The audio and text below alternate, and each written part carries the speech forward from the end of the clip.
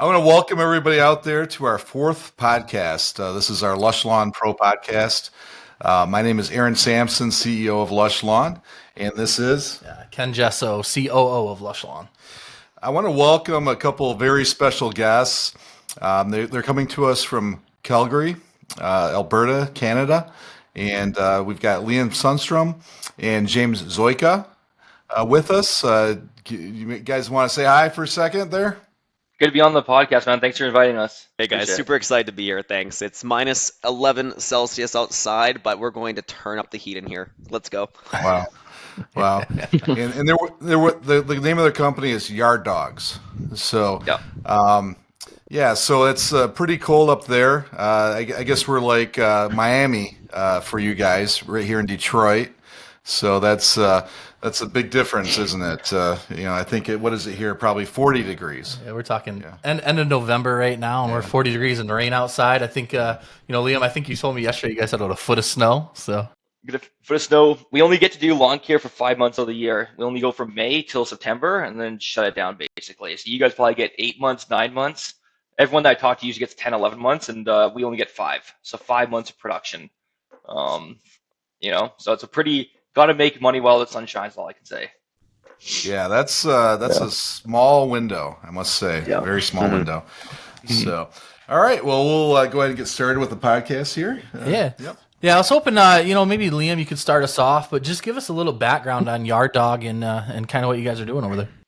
Yeah, no, for sure. So we started 10 years ago, 2015, 2014, maybe I guess it's already 11 years. Myself and James were 18 years old in university, first year engineering. Jimmy was first year business at University of Calgary there. And we worked previously together kind of at like some like odd summer jobs and whatnot. But we really always like had these like, we like during like high school, we would always kind of. So Liam, you say odd summer jobs. Mm-hmm. What is your oddest summer job, if you don't mind saying? So there's a massive flood that happened in the summer of 2014. And myself and Jimbo, we actually did like flood restoration. So we had like the full like hazmat suits on. We had the full like masks on, respirators and everything. And we would go into like these moldy places that had all this like water and whatnot. We had to go and clean all that stuff out. That was our craziest one. Jimbo, do you want to add to that one? Well, the reality of it is that because everything was being paid for by insurance with those big companies, that they really had the rule, you just got to throw out everything. So while Liam and I were throwing things out, we were keeping mental notes of what was still in good condition and like what really did not need to be thrown out. So we'd finish our shift and drive back later that night and go pick up the stuff that we were supposed to throw out. I'm like I remember one day I came home with like 12 bottles of fully good to go laundry detergent. Mom was very happy that day. Yeah, we are really cheap. We are extremely cheap. Like we would go to like the movie theaters and purposely, I'm not sure if this is a thing in the States, but it was in Canada. You could buy a large pop or a large popcorn and then get free refills. So me and Jimmy, we'd go into like the garbage, pull out a large popcorn or a large pop, go to the front and refill it. We were like that cheap. We had no money and we didn't really come from much money either. Like our parents didn't really have much money. So wherever we could save $1, we would totally save $1. And we would take it to like a very far extreme. And we only do that sometimes now, but it's a little bit better now. Yeah. Wow. So one man's waterlogged garbage was your treasure, I guess, right? You guys just picked it apart, and you guys got your furniture that way, maybe, and some things like that, I guess, huh? Yeah, but Liam and I were always doing like little things like that to make some money. Like there was a time where Liam worked at a large retailer for sporting equipment, and he had this employee discount that was phenomenal, about cost plus a few percentage points. So him and I just walked around the whole store one day when he wasn't busy, and we scanned every item to figure out what was the highest margin. And lo and behold, there was this one hockey stick you could buy for about, it retailed for $90, but we could buy it for about $11. So we bought them all at his discount for $11. And then on like Craigslist and Kijiji, we were selling those out of my parents' garage. Like these hockey stick stuff too. Like my parents shut that one down, unfortunately, after a few days. But little things like that, Liam and I had been doing since. We went to kindergarten, junior high, high school together. So we've known each other for a very long time. Wow. Yeah. Wow. Business partners for life, for sure. So from your odd jobs beginning, how did you navigate your way into lawn care from there? Yeah, for sure. So after we like matured a little bit more, we were like, okay, we can't do the spore check flipping and whatnot. We got to actually get something done seriously. So Jimmy texted me, like, I think it was like, whatever, it doesn't matter, 2014 sometime. He's like, hey, we should do door to door with an aerator. There's a company called Canadian Property Stars. So you basically just door knock, whatnot, and just, hey, do you want an aeration? $60, $70, whatever the price is. So we thought, okay, let's just do that ourselves, but we'll just buy the aerator. Because with this other company, Canadian Property Stars, you'd only keep 30%. So we're like, okay, let's keep 100%. Let's go buy this $3,000 aerator. We don't even have a truck, but we'll just, hand bomb it across the streets and everything, and just go knock door to door. That was like the initial plan. We were terrible at door to door. I remember like the first couple of houses, I was like, this is a mistake. Let's just go to McDonald's, pack it in, and let's just go get a job for $10 an hour. But we got better and better, and then eventually people started asking about power raking, window washing, gutter cleaning, landscaping. So, and of course, if anyone's going to pay us money, hell yeah, let's say absolutely to it. Like, if it's money, if it's green, why not? So we said yes to this, yes to that. Eventually, after about 3 to 4 years of doing the business, we were just a jack of all trades and a master of none. Like, we weren't really good at anything, but we were just taking on all these ridiculous jobs. We took on a $60,000 parking lot job. Even though we've never even built parking lots, we almost went bankrupt doing that stuff. We were only like 21 years old. So eventually, I think when we were 22, 23, this is about 4 or 5 years into the business, Jimmy's actually getting married, like tying the knot fully and like making it official. And he's lying to his then girlfriend about what we do as a career. He's like, oh yeah, we're a manager of all these lawn care contracts, and meanwhile we're just like in there like shoveling wheelbarrows every day, right? So around 22, 23, we really started to smarten up, and then we got connected to Barrett Ursick out in Philadelphia, and he showed us all the magics of like lawn care, like the using the softwares, the real greens, like the HubSpots, and just nailing in on the fertilizer weed control. Isn't he involved with guerrilla marketing? If I'm not mistaken, was he? He had a lot of interesting marketing concepts. Is that correct? Yeah, like the way we found out about Barrett, we were just reading a book called Scaling Up, and it's a phenomenal business book, but it mentioned him for a very brief sentence in it, and it talked about lawn care in it. And we were thinking, oh sweet, there's this lawn care guy that subscribes to this Scaling Up thing.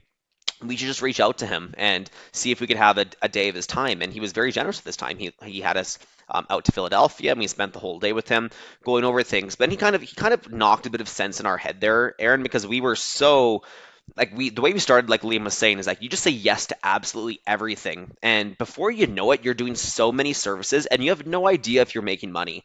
You're just scrambling all the time, hustle, nose to the grindstone, and before you know it, you're working Saturdays, you're working Sundays. You have the checking account is always depressing when you open it up, but you feel like you're working so hard, and you're confused. So you guys would sell it first and then figure it out later, right? Yes, yep. And like honestly, like that's terrible business advice for someone later on, but I think at the start that's kind of the way you ought to do it, because the truth is people would knock on their door and say, I don't need an aeration, but do you guys do power raking? And we'll like look at each other kind of on the side, like, yeah, we do power raking. It's like, okay, how much do you charge? Like, $140. Okay, when can you do it? Tomorrow. Okay, sounds good. I'll see you guys at 10 a.m. Yeah, see you then. Then Liam and I would go home on YouTube. What is power raking? And after we close the job and stuff, and then we would just go buy the equipment right then and there, and we always kind of waited to see what the demand was, and then we matched it with the supply. So what I like about that strategy is the truth is when you get going, you have no idea what you're good at.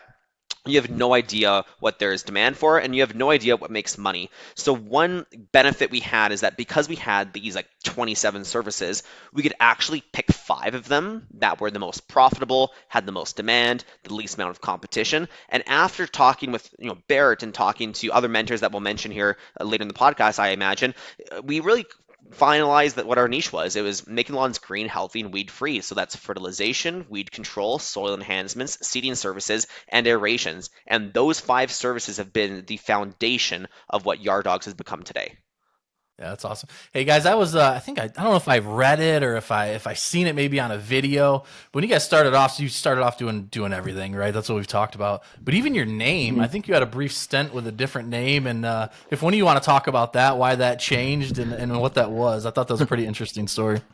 It was J&L Lawn Care. Like we thought we were just official, like we're going to dominate the world as J&L Lawn Care, so James and Liam Lawn Care. But like it was literally 4 days into being called J&L Lawn Care. We're out there servicing a lawn, and then this woman comes out. Liam's aerating, and I was like usually always going a couple doors ahead, try to close the next job. That was our business model. And then like she comes out and she's like, so James, thank you so much for the work that you're doing with us. I'm like, yeah, you're very welcome. She's like, no, seriously, James, thank you so much. Like, I really appreciate everything you're doing. I'm like, yes, of course, you're welcome. Thank you for hiring us. Thank you for paying us. But she kept going on. She's like, you know what, James? Good for you. Obviously, you and Liam had a really hard start in life, but you've really chosen to make the most out of a dire situation and be optimistic every way through. And I'm like looking at her. I'm like, okay, sorry. What do you mean? She's like, jail lawn care. Jail. You guys are from jail. You guys are ex-convicts doing lawn care services. And I'm like, no. That's. It's like, so Liam and I are driving away in our 1995 Toyota Previa with no muffler, and we're thinking to ourselves, we need a new name. People think we're ex-convicts doing community service. So that night, I think with Liam's mom, we were just having dinner, and we're just spitballing names back and forth. At some point, somebody says Yard, and somebody says Dogs. Could have had striped uniforms. We could have. Yeah. Right, that could have been our brand. Yeah. Yeah. So yeah, Yard Dawgs was born after J&L Lawn Care died. I love how she thought like that would have been our name if we were in jail. It's just hilarious. She's like, yeah, if you guys were ex-convicts, you guys would have called yourselves Jail Lawn Care. It's like, so that's funny. Yeah, I also heard too. I seen Liam. You were a little bit inspired by I don't know if it was a friend, colleague, Evan, right?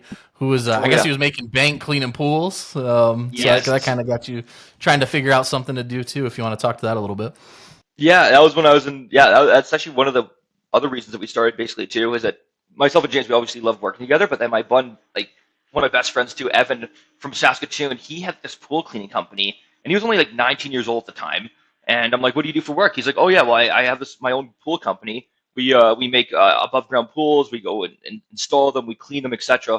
And I was like, how much money do you make? He's like, oh, about $30,000 in 4 months. I'm like, what? Really? Like, I'm gonna make $6,000 a summer at McDonald's. You're making like 5 times that. And he's 19. It's not like he's like 25 or 30. He's my age, like 1 year out of high school. And so it's like, okay, if he can do it, we can do it too. So like that was like a big reason why. And just like, looking past the generic jobs and the A&Ws and the McDonald's, like, okay, no, he actually can do this, and he's making 5 times like $100 an hour. Let's do this as well. So yeah, that was like the story, just inspiring of what he did. So shout out to Evan. Without Evan too, I don't know if we'd actually be here. I don't know if it would actually be a thing. Awesome. Yeah, guys. So after a little bit of, inspiration on each of your parts from different areas, you guys decided, hey, we're going into lawn care, right? We're going to tackle the world, and we're going to take it on, which is a great idea. You're friends, you know each other well, but I'm sure both of you have different styles, right? Different leadership styles, different way you go about doing things. I was hoping maybe, James, you could speak to how that's helped you guys and how that's worked out so far, working together. Yeah. So Liam and I, we've been 50-50 partners since day one. And when we were first into business, I've heard a lot of people say to me kind of on the side, like, be careful with the partnership. It never works out. It didn't work for me. It's not going to work for you kind of thing. And it kind of goes to show that you really have to take business advice with a grain of salt sometimes, because a lot of the times it may not be applicable to you. And that is the case with us. Like Liam and I, we've had a great partnership in this, because I think what's been important is that we have the same core values, like the foundation is the same, but our skill sets are completely different.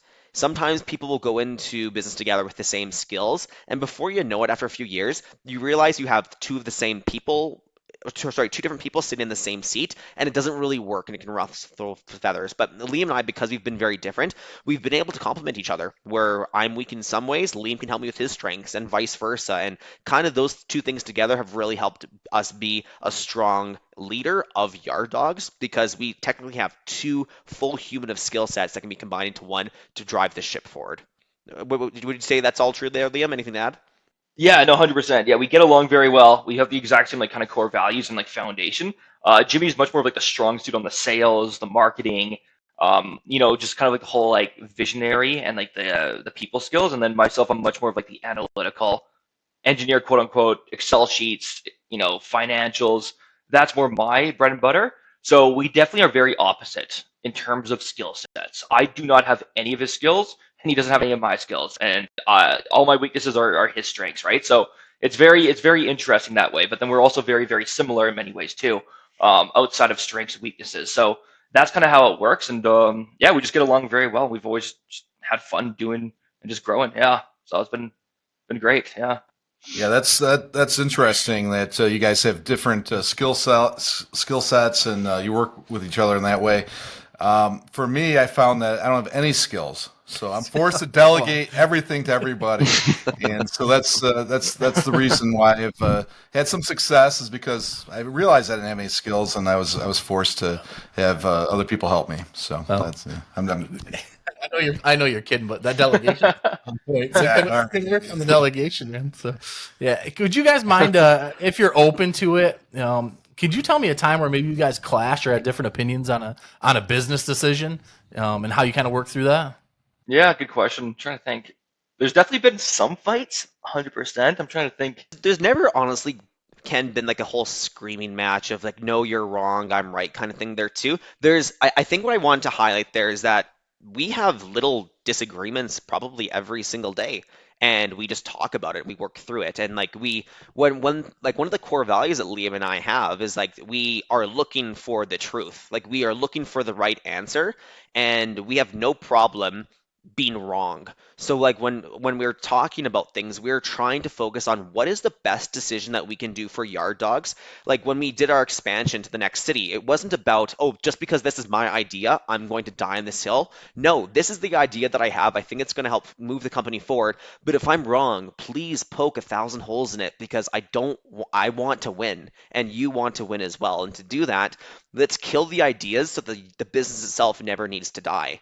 I think that's why humans are able to have ideas. We put it out there and we let the best idea win, and that's been a core value that has brought us very far. And that's come in every single thing. Should we buy the next set of trucks? Like we just pulled the trigger on 7 more Isuzu trucks, and to do that, we had to really debate. Do we only need 6? Do we need 8? What kind of financing do we want to work with? Like all these decisions, they're not arguments. We're just really just trying to find the truth together. So I think those big arguments you might be talking about, Ken, sometimes happen from things being swept under the rug for a long extended period of time. But I think what I'm very thankful about the culture here is that doesn't really need to happen, because we don't let stupid ideas fly. And we really promote good ideas the second we find them. And we work together to make that idea as strong as possible. And we have no problem saying, you know what, no, silly idea, I'm wrong. Let's table that. That's a lot people can probably take from that. I mean, shoot, sounds like you guys could be a case study maybe from people from marriage counseling or something. But truly, I mean, that's awesome advice. At the end of the day, you guys both are going the same direction. You both want the same thing. How you get there, you just let the best idea win. So I think that's great advice for anyone listening. Yeah. So once you guys started hunkering down into lawn care, what did you guys? How did that look? What did you guys do when you really started focusing in on lawn care? What does that part of the journey look like for you guys? Yeah, so we were around 22 years old, roughly. So year 5 of business. Jimmy was about to get married there. We were in like a barn of like $1,000 a month, like kind of shop, but it didn't have any heat and whatnot. So our first real thing is that we actually moved into like this existing shop that we're in right now. And our rent went from 1,000 to about $6,000 a month. So it was like super terrifying for us, because we're like, wow, like we have to spend all this much money, almost what we're making on rent. But it really got us to like really roll in the right direction.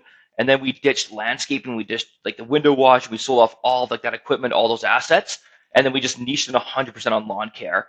And I think in the first year we went from about like probably 30 customers to about, I think 1,000 was our first year. So we did about $300,000 in revenue. And that was like a real first push of like, okay, wow, this can actually work. If we only focus on this, we can actually get 1,000 customers. So that was year 1. That would have been 20, right around that 20, I don't know, 2020, roughly speaking here. Right during COVID, I think is when we first became like, not legit, but like, sort of a business, I guess you could say. $300,000. And people were telling us during COVID, like, no, stop it. This isn't the time to expand. This isn't the time to grow. You got to grab the cash you have and hunker down. Another example where not all business advice is applicable to you, because we actually decided, no, we have nothing better to do. We're going to go all in on this business and go. Like, we were able to continue to grow those LCP counts, like the number of customers we had. And like Liam said, we went from about 30 to about 1,000. And then we made a big push went from about 1,000 to 3,300 the following year. And then we kept kind of growing it there, and like we've had we've really focused on growth. That's been a big part of us too. And we just finished this 2025 season. We're about 7,000 accounts now, and we have no plan of stopping. We want to hit over about 10,000 next year for 2026. Yeah. For someone, that's pretty rapid growth. For someone trying to scale their business, right? They're starting off, and you guys scaled very quickly. What's one piece of advice? What have you guys faced during that growth period that you could really help someone else out, that maybe give them even a head start just hearing it from you? Yeah, I would say, I guess I have two things like to do. I would say number one, if you want to do it by yourself, you definitely have to find a mentor, whether that's yourself or whether that's just hiring like a mentor, even if it's like a 10 grand an hour or $1,000 an hour, just do it. I know it sounds like a ridiculous amount of money like per hour, but like just to be able to like shorten that learning curve. And instead of it taking you 20 years to get to $1 million in revenue, it might take you 3 or 4 if you do it properly. That to us was invaluable. Like we met Barrett Ursek, we met a bunch of other people. We actually flew out to like the other side of the country to meet with them for a day. And those right there completely transformed our business. Like that, I'd say that would be number one.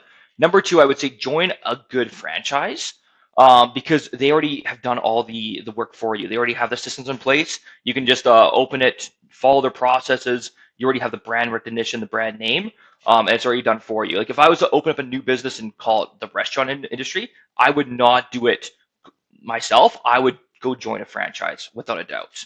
So I think one of those two things can really help shorten the learning curve and make it happen a lot faster for you. We should have met you right now, then, and you guys didn't get started till right now because I could have sold you a franchise. That's true. We've given the next Lush Lawn. True. But that's interesting advice there. So I've always heard that $1 million is the milestone for new business, and it sounds like you guys attribute a lot of your success to mentors and people you were networking with for your success to grow from say 300,000 in revenue to $1 million and then beyond. Who are some of your best mentors? Some of the mentors that give you some of the best advice, and what kind of advice did they give you? Our first formal mentor we ever got, his name was Jim Campanella. And what happened with Jim there is that we were just on YouTube like we always were, learning how to do things better. And we saw this video of this guy at Lawn Dog giving this presentation to what looked like to me like 80-ish technicians in a hotel room. And it was a good presentation, but we were just kind of mesmerized by the size of the organization. So kind of like the Liam and James style, we're like, I'm going to relentlessly reach out to this guy until he says, yes, I'll give you an hour of my time. So we called, we emailed, we LinkedIn messaged, everything until finally Jim replied to me on a LinkedIn cold message. And he gave us an hour of his time over like a Zoom call, kind of like this. But then we actually transitioned that into a formal mentorship a program, and we did that for a whole year with him before we had a bit of a break, and then we actually started doing them again recently. But he was the first thing he said to us was like, you guys, like I noticed here that on your P&L about $300,000, so at the time that's probably about a third of our revenue, is attributed to snow removal. You guys have to get rid of it. I'm like, what are you talking about, Jim? Like, we only do lawn care 5 months of the year. Why would I get rid of something that keeps us busy for at least another 5? He's like, because you are a lawn care company and you need to have all of your energy and all of your mental bandwidth associated with being this lawn care company if you want to be great. So when the snow, let me guess, you're buying special trucks just to accommodate pushing a plow. You're hiring people not because they're the best lawn care technicians, because they know how to operate a plow truck too. You guys are burning yourself out in the winter so that when March and April roll around, you guys are just tired wrecking balls going to the computers once again to sell more lawn care. Like, you guys are exhausted. And that was a very scary decision for us, but we really cut that part of our business and went all in on being great at just lawn care. And that was the first year we broke $1 million. And we've been able to grow since then because we've been relentless at focusing on what actually matters and not just filling our calendars with BS things that we think are important because they keep us busy, but in reality, they weren't were making us money. Yeah. Full disclosure, I did want to mention Jim Campanella as well. So Jim Campanella was also my mentor for a couple years, and actually we met. He introduced me to you guys at Yard Dawgs. Yeah. And I did want to just share some advice that Jim had given me. I also met with him weekly for about a 2-year period, and gave me lots of really good advice. Unfortunately, it took me a lot longer to meet him in my career. I was probably about 15 years in the Lush Lawn before I did meet him. But when I did, he was very helpful, and I'll just give one example. So back when I met him, we had 4 branches, and we had office staff, sales staff, other staff scattered across all 4 branches, and it was a little bit chaotic. So what he recommended to me back then was get everybody in the same office under the same roof, working together. You'll get a lot more coordination, a lot more synergy from your team. Everybody will work much better together under the same roof. And it took me a couple years to do it, but eventually I made headquarters here in Waterford, which is in the middle of all the branches. We've got more branches now than we had back then as well. But it really has helped. It's helped to have the customer service team under one roof and right next to the sales team, right next to all the corporate staff, HR, CFO, COO, and it's had a lot of benefits, and we've really thrived since then when we made that change. And it's a lot easier for us to make decisions, the right decisions. And so I just want to share that as well. Anyways, sorry for the interruption there, 100%. but I just want to share that. Centralized call center makes everything way easier. I couldn't even imagine scattering call centers. Like, I don't even know how it could be done with like the same messaging and everything. But yeah, no, that's great advice. Yeah. What Liam was alluding to there is that kind of Jim's philosophy wasn't that snow removal is a bad service. In fact, I think you can make a ton of money doing snow removal, but at the end of the day, you can make a lot of money doing anything, but you can't make money doing everything. So he just helped us focus on what made sense to us, and for us, it was the lawn care portion of our business. And thanks to Jim, we were able to grow the way that we were, and he kind of just he just screwed our heads on properly. You know, he just helped us treat everything with a lot more professionalism. Take your customer service incredibly serious. He would always say that Lawn Dog was a customer service company that just so happened to do lawn care, and every single part of our departments, like now Liam and I are always saying we want the least amount of details, but we want those few details to be absolutely perfect, the best we can. And that goes true for how we do our sales here, how we do our operations, how we do the lawn care, how we do our customer service. We're trying to get things to be more simple, because I know you might struggle with this, but if you kind of let things go unchecked, they get complicated very quick, and before you know it, you have no idea what you're kind of just doing things because it's the way you've always done it, but there's no actually proper procedure for it. Yeah. I also want to say too, Jim was always generous with sharing SOPs with us, and that was really nice. He probably was in the industry maybe 10, 15, 20 years longer than us, and the company that he had at the time, Lawn Dog, was much bigger than our company, and so he had that experience. He was at a point where we wanted to get to, and he was instrumental in helping us grow as well. So that's that's great that we share that common mentor for sure. Is there anybody else that helped you along the way, and what kind of advice did they give you? Liam, talk about the peer group. Like that was massive for us as well. Like yourself, Aaron, all those other guys. Go ahead, Liam. Full disclosure, we probably should say that we did belong to the same peer group for a period of time as well. But go ahead and take it from there. 3 years. Yep. Yeah, the peer group as well, because we came in there only doing 900. That was around 2021. So the year after we did 1,000 customers, we got to about 900 grand. So we're still relatively small, but luckily Jim introduced us to you. You got us into like the peer group. There was a lot of people: Kyle Tobin, Palmer Higgins, Will and Aaron with BioLawn, and many others too, that were instrumental to the growth there. That really helped us out. And they were like, okay, you guys are only at 900. You guys have lots of work to do. Don't go open up these 3 branches.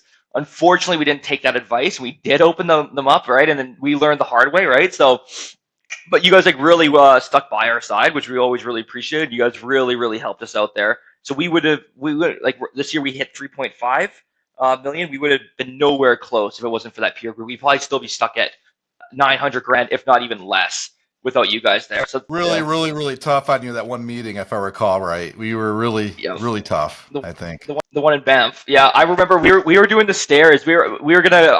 I remember we're gonna get shredded in this presentation. So me and Jimmy did stairs, and then we did push-ups before. We're like, we gotta get jacked. We gotta get our mind clear because we were gonna get fucking ripped apart here. Is all I can say, and we did. Yeah, so those things, but like really, what I'm trying to get at though is mentorship and just trying to shorten like the learning curve, right? Because I think anyone can grow $1 million business or a $10 million business over the course of 30, 40, 50 years. But if you want to do it in 5, 10 years, even less, even 2 or 3 years, you have to know the pathway. You have to know how to, like, people that have done it before. and that's mentors, franchises, etc. So, Liam, I'm just picturing. Yeah. I'm picturing you guys getting physically ready for a mental battle, man. You're in a stairwell doing push-ups and jumping jacks and getting ready for what's to come. So that's awesome. Yeah, it was still a hard meeting. I'll put it that way. Maybe we should have done more jumping jacks. Who knows? But that was very important for us to grow. Well, you got good shape too, so that was good conditioning. It was the peer group definitely helped with that too. So on a lighter note here, so you're called Yard Dawgs. What kind of packages do you guys run? Yes, we do 3 packages. We just do fertilizer, weed control, but the 3 packages that we have, they're actually named after dogs. We have Pomeranian package, Golden Retriever package, and St. Bernard package. So good, better, best. And they kind of all build on top of each other. So that was back in the day. We had one of our marketing companies. They had this great idea, and we were like, yes, this is awesome. Before, I think it was bronze, silver, gold, whatever, platinum. And then we were like, no, let's use the brand name. So we've stuck to that. It's worked pretty good. Hopefully it doesn't confuse customers too much. Sometimes we still get calls about, oh yeah, do you guys sell Pomeranians or Golden Retrievers? Right, it's like that. That's a bit of the downside on occasion, but usually people understand it. So yeah. Yeah. No, when you guys talked about that and let us know that in the peer group meeting long ago, I could tell you guys really had a knack for marketing because that tied into your brand of Yard Dawgs when you guys had those kinds of packages named after dogs. I thought that was really, really cool. I was also intrigued about some of your contests. If you don't mind sharing some of your maybe just one of your most interesting contests and how it went. Jimbo, you take the floor on this one. This is a good old Jimbo marketing idea. Yeah. And I can't take credit. This is from even just watching a lot of Alex Hormozi on YouTube. But the one contest that we had run there on Black Friday, we did this a few years ago, is that we had a big draw. Anyone in our database could enter it. So this is for people that were past estimates, previous customers, etc. And we just did a big draw, like, hey, Black Friday week, free to enter. We just need your name, email, phone number, or confirm those things there too. First prize is a free St. Bernard package, so our biggest package. The value is roughly, I think, $500 or $600. Second place prize is $100 off of that package, like a $100 gift card essentially towards it. And third place prize was a very small gift card to Tim Hortons, a coffee shop here in Canada.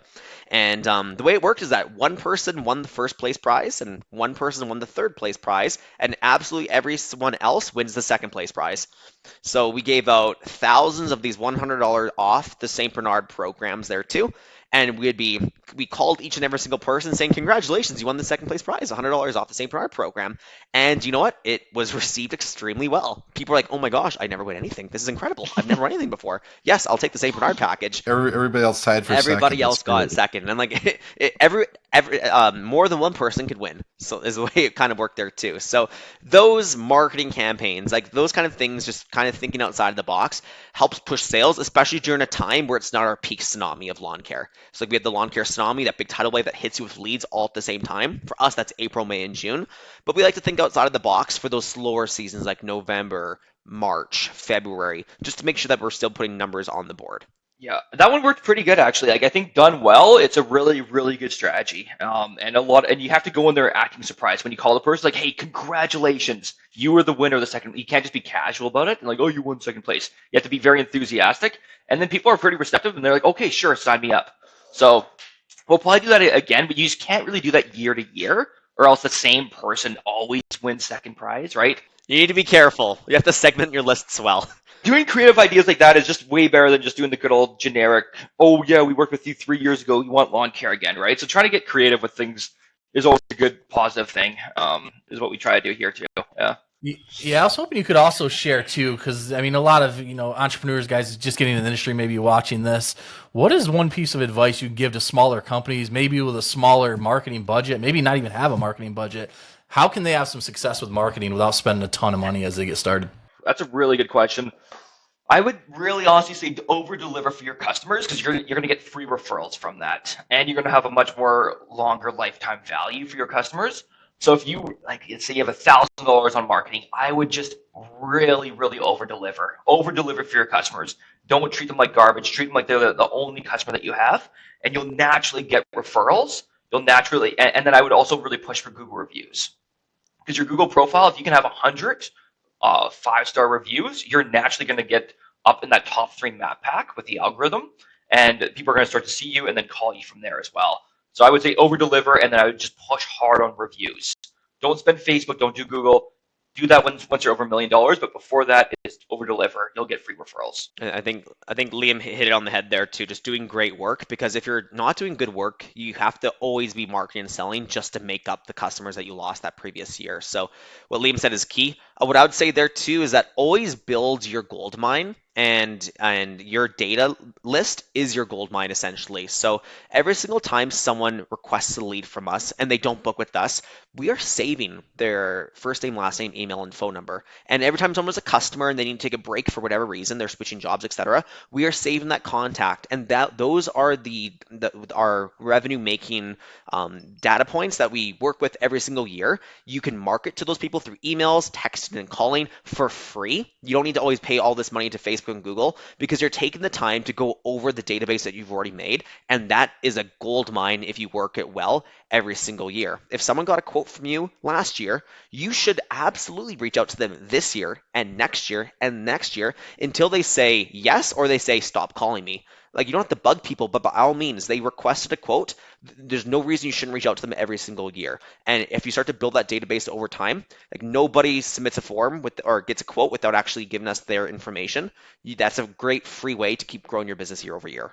Yeah, and that doesn't mean paper notes of this or Excel. It means actually getting like a CRM, like a Jobber, a Real Green, etc. Like, put it into a database. Absolutely. Yeah. Yeah. Awesome. How about same thing for smaller companies, but increasing your social media presence? How do you go about that? When it comes to social media, like, I do want to emphasize, like, it's important to show that you have a pulse in business, because people will check your Instagram, sometimes your Facebook, but I don't want to elude people to saying you should spend all of your time focusing on social media, because at the end of the day, you have to be realistic and brutally honest with the numbers. For us, what works a lot better than just making another Facebook post that's kind of generic is that focus on what actually, in your experience, has led to marketing, like marketing working for us. So that's every single marketing venture we ever have done: flyers, Facebook ads, Google ads. We are tracking the ROI. We are making sure that the cost of acquiring that customer is making sense with the budget. And if it's not working, we stop doing it. So it's important just to not. That's kind of one thing I just want to say out there too. But when it comes to actual social media, have fun with it. Be casual. Like, don't over perfect it too, because if you just post like these professional stock photos all the time of some technician doing lawn care and saying, Yard Dawgs is the best choice, hires today, people just scroll. They just keep moving on. They unfollow it. Our Facebook ads in particular have very good success because we are casual about it, we have fun, and we have to compete with the fact that people are on social media not to be sold to, but to kind of have a laugh and have a bit of unwinding time. So we make all of our ads very casual, very fun. We make people laugh, and if they think to themselves, oh, actually, I do have weeds in my lawn, then they submit a form and we reach out to them and book them. So just be your own personal brand. Don't be overly polished. People appreciate that you're like an iPhone camera doing a selfie, not that you have a full studio crew when it comes to your social media. It'd be pretty cool if we could do a quick screen share and see one of your Facebook ads, because they're pretty entertaining. I like them quite a bit. I'm sure they get a lot of eyeballs and probably a lot of clicks, and probably a lot of people fill out forums too. So. Oh yeah, I think we got like 30% of our leads from Facebook ads. But yeah, we'll send you the ads. You guys can just clip them in, no problem. Hello ladies, look at your lawn, now back to mine. Now back at your lawn, now back to mine. Sadly, your lawn isn't mine. But if you started using Yard Dawgs lawn care instead of the other guys, it could at least look like it's mine. Look down, look up, where are we? We're in Calgary, Alberta, with the man who has a lawn just like the one you want. Look at my hands, weeds. But look again, the weeds are now $25 off any of our lawn care programs. You see, anything is possible when you choose Yard Dawgs lawn care to service your lawn instead of the other guys. I'm on a dog. I kind of want to circle back now, and Aaron, I want to bring you back into the mix, 'cause I don't know if it was it might have been the very first episode. We kind of talked about some old school marketing, right? Yeah. You talked about some different things there, and now we got some guys that are really going forward with some new school marketing. So I kind of wanted to contrast that. But Aaron, if you could kind of start off just remind us a little bit about what those early days, late 90s were like on the marketing. Right. We'll transition over to these guys. Yeah, so marketing and sales was a much different game, say 20 years ago. Our three biggest sources for sales and leads were Yellow Pages, telemarketing for sure, and after that, I would say direct mail. So those were our three biggest sources, say 20 years ago. And what do you guys think about that, Liam, James? What do you guys think about that? We don't do any of those three. And whenever we've tried to do those three, because like we're always exhausting marketing options, we've never been able to make money at it too. So just like your company is growing, I feel like our customers grow and they change too, and we have to kind of like meet them where they are. Where is their attention at today? And just like really think of like what do you do when you're gonna go buy something? Like for me, it's always I'm gonna check Google and I'm gonna check their reviews. Like that's number one. But now it's ChatGPT or it's Google Gemini or it's Grok. It's the AI softwares now, right? So the new marketing is going to be basically like there's a term for it, but it's like search engine for AI, and there's an actual like acronym for it as well. But like that is going to be like the future right now. You're just going to ask ChatGPT, and it's going to spit out the best lawn care companies near you in your city.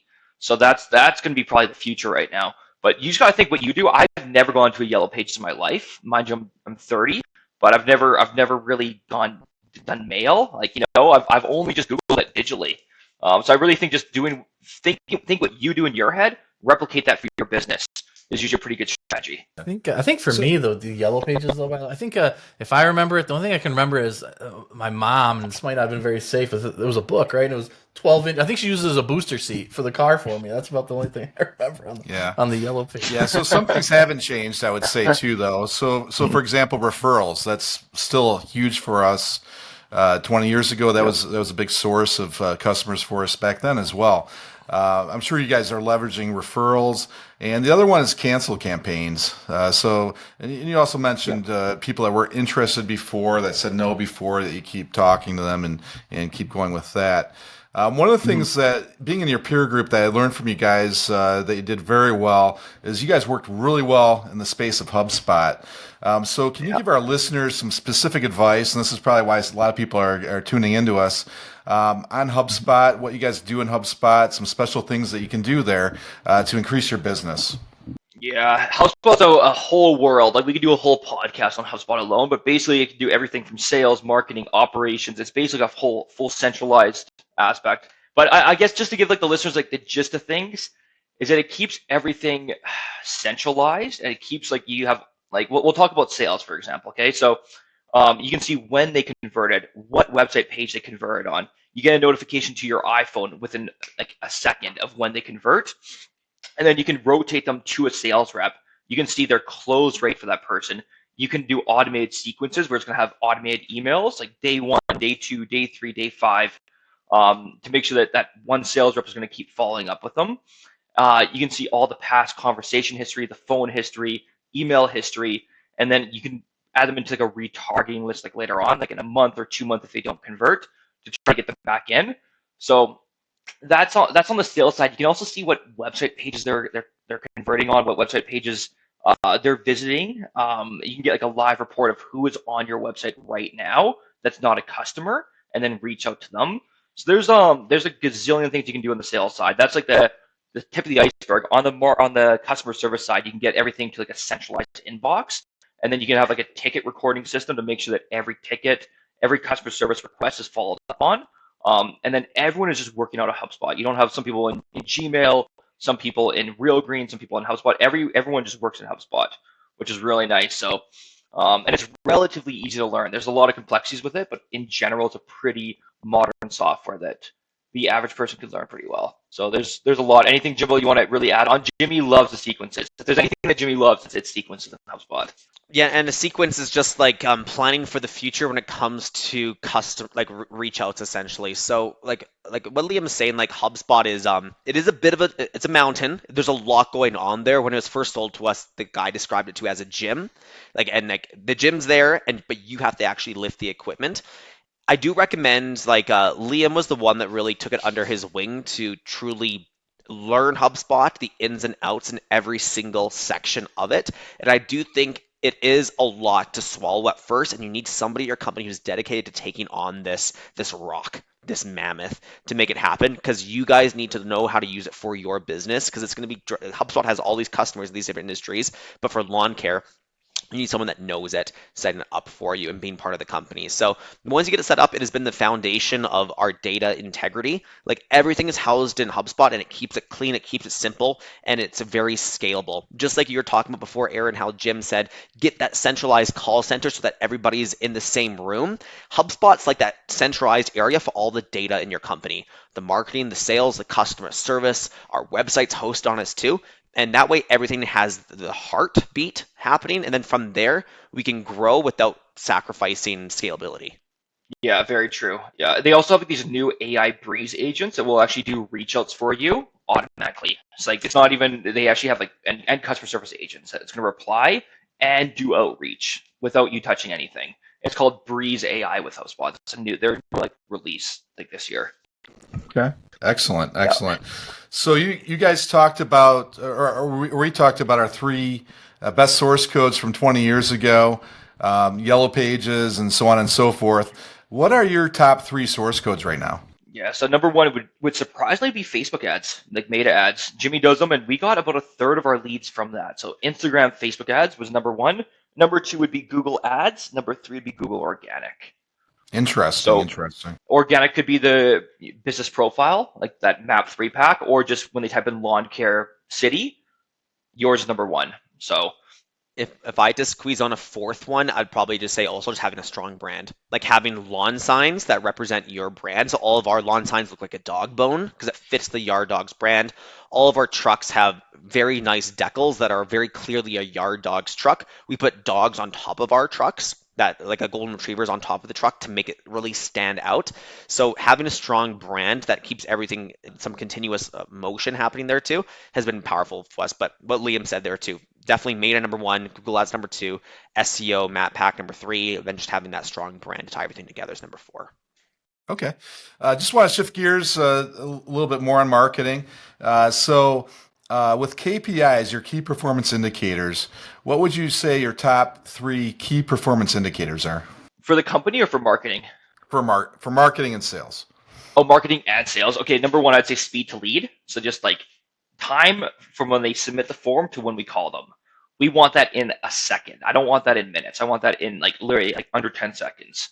That'd be number one. And then cost per sale. So hopefully that's around $100 or less is what we're trying to go for. And then close rate would be number three. Close rate's one that's really hard to track because does that count all the raw leads or does it just count your qualified leads to closed? Everyone does calculate that differently. I always struggle with that one a little bit of trying to like figure out the consistent way of tracking that. But those three. So speed to lead, cost per sale, very important. And then the last one there. But okay. What did I say? So let's go through each one of these for a second. Okay. Mm-hmm. So speed to lead. What do you guys do when you have a sales rep that's struggling to get quickly to the lead? So this is why I'm a huge proponent of having a separate sales team than your customer service team. I don't think there should be an account manager that does everything because at the end of the day, somebody needs to know what to prioritize. Is it the newest customer service ticket or is the new lead that just came in? Someone has to make that call. That's why we separate them. But for speed to lead, like we have to put ourselves always in the customer's shoes again. They are busy. They could do lawn care themselves. It's not that they can't do it. They don't want to do it. So they are time crunched and they just want to spend their time focusing on their job, their family, or their hobbies, etc. So they submit a form. They want to get this figured out now. And if they submitted a form, they probably submitted a form on your website as well as two of your competitors. So you cannot close somebody that you cannot talk to. And the highest likelihood of them answering the phone is the second they submitted the form. And after even 1 minute goes by, life is busy. They get more notifications. They have to start driving again. Their baby's crying. Their boss has called them. Things get busy quick. So we prioritize calling as soon as possible. And like Liam said, we really want us to reach out to customers within 30 seconds or less. Before anybody goes and invests more in marketing and getting more leads, take a look at how long you're actually taking to call your leads, and maybe it's worth fixing that before you just go for more leads, pay for more leads, go down the shredder. So really calling people. Yeah, if there's like anything, it's just speed to lead. Honestly, I think that's like seriously like the most undervalued metric. Like even just like think of like yourself. You submit your information on a website, and then they call you 3 days later. You're like, oh, who's this? Oh yeah, I remember. Yeah, sorry, I'm not that interested. But if they were to call you right away, it's just like something in your brain. It's like once you submit, you're actually ready to buy, and that's when you actually want to talk to them. But I don't know about you guys, but for me, if they call me a day or two later, my interest level like tanks by at least half. You've either went with a competitor, Liam, or you've just moved on. Oh, sorry, that was a spur of the moment thing. The weeds actually don't bother me that much. Get them while they're hot and ready. That's when you got to go in for the kill. I really think honestly just that alone can fix a lot of marketing issues. And Aaron, to answer your actual question, you're asking about how do we create a culture that makes speed to lead the priority. The truth is it is the forefront of everything. Like speed to lead is what we talk about here at the office all the time. And because at our company, we don't have a round robin lead system, it is the first person to call them gets the lead. So there's a competitive aspect here at the company. That means when our sales guys are off the clock, per se, it's 8 p.m., but a new lead comes in, their work phones are buzzing, and some of them say, like our best sales guy, he had no problem calling leads at 8 or 9 p.m. when they came in. He's in the bath, he was answering phone calls. Like actually, he was in the bath when he closed some deals. Once he heard his phone go off at 3 a.m., a little ding, he got up and he checked it. It was like a nurse, off-shift worker, submitted a form at that time. He called and closed the St. Bernard package at 3 a.m. So he was just ready to go, and we're meeting people where it makes sense for them because we have to make buying as convenient as possible for the customer. Yeah, James, that's probably not unique to all, but unique to a lot. So all of your reps have access to all the leads, and the first one to call them gets it, huh? That is true. And then eventually, though, you start to see a pattern of who is closing stronger than others. And there does come a point where there's a bit of a shift where the best closers get the cream of the crop leads. So we do eventually separate a little bit out. We kind of have an outbound team versus an inbound team. And we have like the full-time versus like the student part-time guys as well there too. But no, it is first come, first serve. You take the leads that you want. Take the lead that is the highest likelihood to close.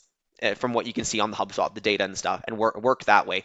We're not here to play like with Yard Dawgs system. It's not fair. Like we don't give you 3 leads and you 3 leads and you 3 leads. No, you go in for the kill. If you're ready to go, you're off that phone. You call that person and you book a St. Bernard. You don't wait around to make sure that he gets the lead too, so it's a chance. No, the hungriest person at this company wins.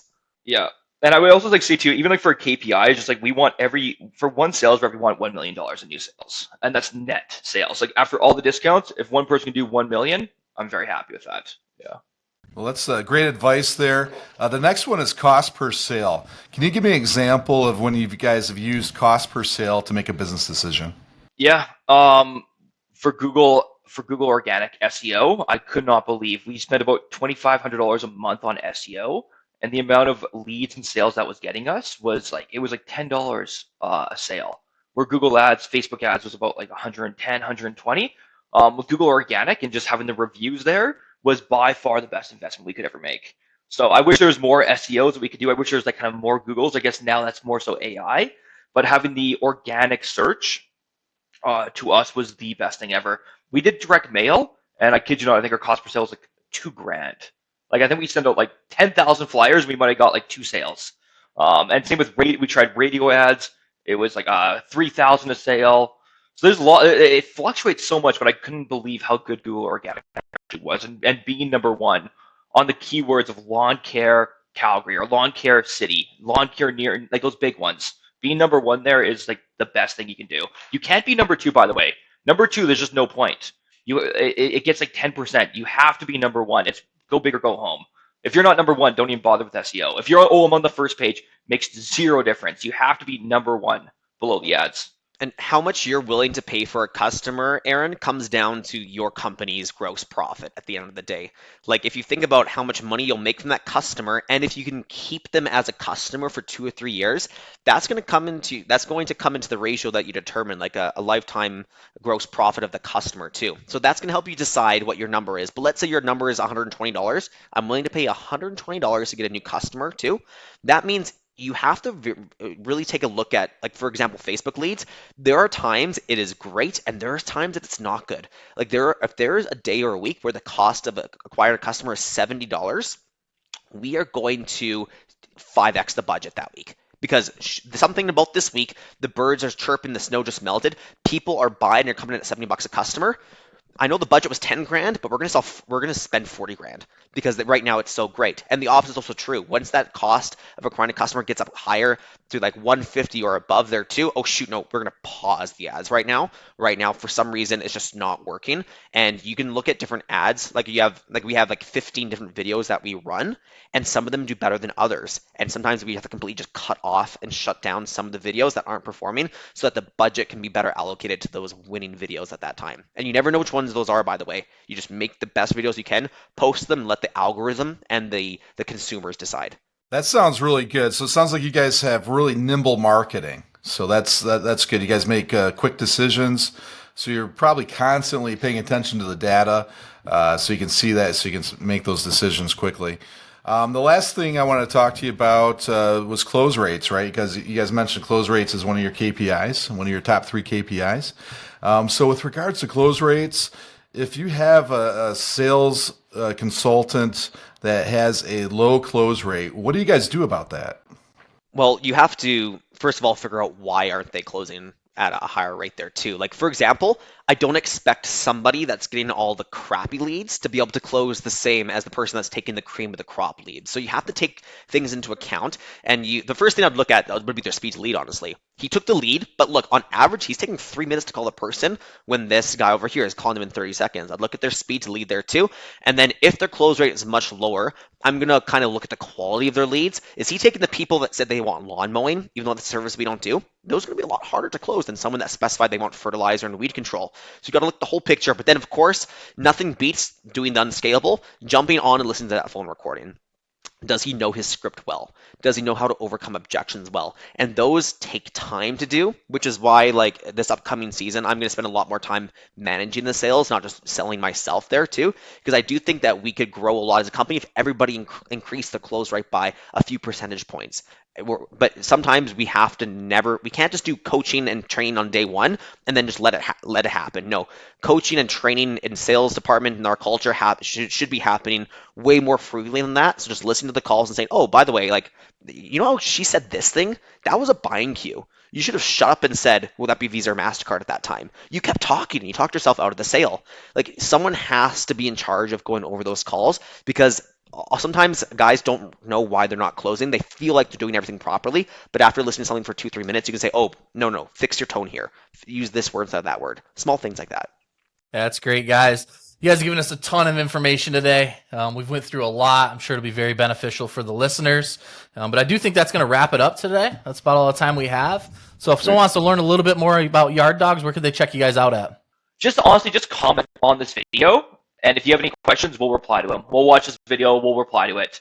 And if you guys really want to reach out, we can give you guys our emails as well to reach out. I don't think on the website there's a form that we actually go to myself or James. So just comment and we'll get back to you there. And looking forward to seeing it. YardDawgsLawnCare.ca. That's where you can find us, though. Yeah, what about your social media handles? You guys have Instagram, Facebook, and other social media handles?